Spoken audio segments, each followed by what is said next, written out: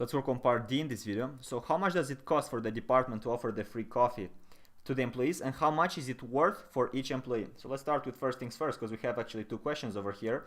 The first one, how much does it cost the department? Well, since the employees consume free coffee, we found out the optimal consumption of every guy. So every employee is going to consume the amount of N for N of coffees, right? N cups of coffees.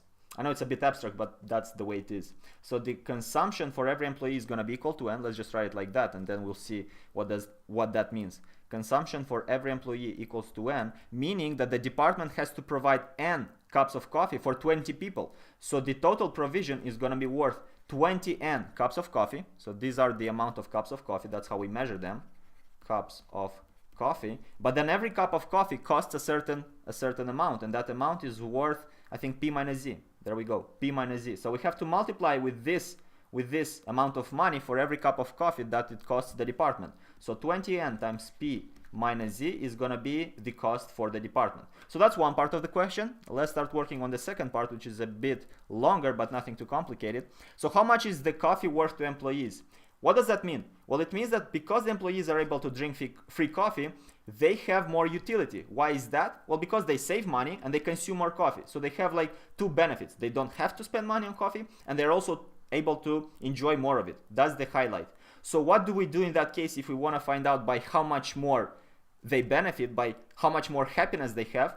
We can find out by a change in utilities, right? Whatever difference in utility we have, by how much the utility increases from free coffee versus paying for it is going to be how much that is worth for the employee. So we're looking now for the change in utility. We're looking for the difference between the utility of free coffee versus the utility of not free coffee.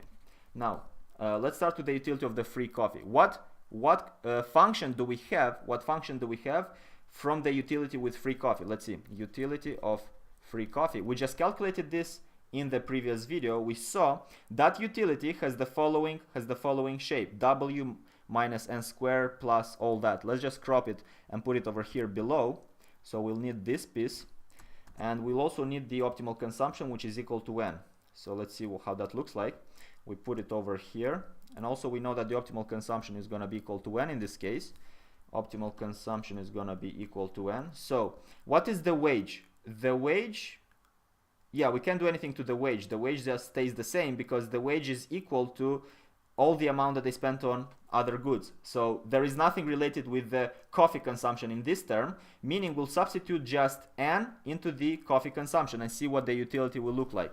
So the utility in this case is going to be equal to wage minus N squared plus 2 times N times C, where C is equal to N. So what we will have is 2 times N. We're substituting this value. And then minus C squared is equivalent to minus N squared. That is the actual number of coffee that they are consuming. Now let's see how that looks like. The utility would be equal to W minus N squared plus 2 times N, that's N squared again, minus N squared. So minus N squared over here. Minus N squared. Minus N squared, that's minus 2N squared plus 2N squared. They all cancel out. So the N's go away, meaning that the utility would be equal to the wage when the coffee is offered for free. And in the next video, we'll see what the utility is when the coffee is not free and look at the difference.